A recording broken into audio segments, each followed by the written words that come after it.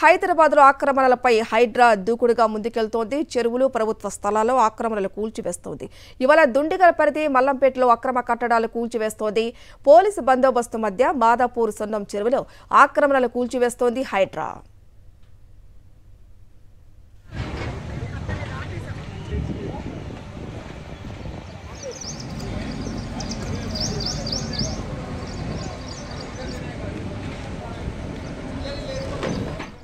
ఇక హైడ్రా ఆక్రమణ సంబంధించి మరింత సమాచారం మా ప్రతినిధి విక్రమ్ అందిస్తారు. విక్రమ్, ఎక్కడెక్కడ ఈరోజు హైడ్రా ఆక్రమణలు ఉన్నటువంటి వాటిని తొలగించే ప్రక్రియ మొదలుపెట్టింది? హైదరాబాద్ మహానగరంలో హైడ్రా దూకుడుగా ముందుకెళ్తుంది. చెరువుల పరిరక్షణ లక్ష్యంగా ముందుకు వెళ్తున్నట్లు స్పష్టంగా అర్థమవుతుంది. మనం చూసుకోవచ్చు, మేడ్చల్ మల్కాజ్గిరి జిల్లా దుండిగల్ మున్సిపాలిటీ పరిధిలోని మల్లంపేటలో గల కప్ప చెరువుకు సంబంధించి అప్పర్ జోన్ ఎఫ్టీఎల్ పరిధిలో ఉన్న నిర్మాణాలను కూల్చివేసే ప్రక్రియ ప్రారంభించింది. భారీ పోలీసు బందోబస్తు మధ్య ఈ కూల్చివేతల ప్రక్రియను ప్రారంభించింది. మంత్రి లక్ష్మీ శ్రీనివాస కన్స్ట్రక్షన్ జిల్లాస్ అని చెప్పి దుండిగల్ కప్ప చెరువుకు సంబంధించి కప్ప చెరువు ఎఫ్టీఎల్ బఫర్ జోన్ లో ఉందని చెప్పి హైదరాబాద్ అధికారులు గుర్తించారు. వాటి విల్లాలను పూర్తి స్థాయిలో పూర్తి చేసే ప్రక్రియను హైదరాబాద్ అధికారులు హైదరాబాద్ ప్రారంభించారని చెప్పుకోవచ్చు. మరోవైపు మియాపూర్ స్వర్ణపురి కాలనీలో కూడా కూల్చివేతల ప్రక్రియ కొనసాగుతుంది.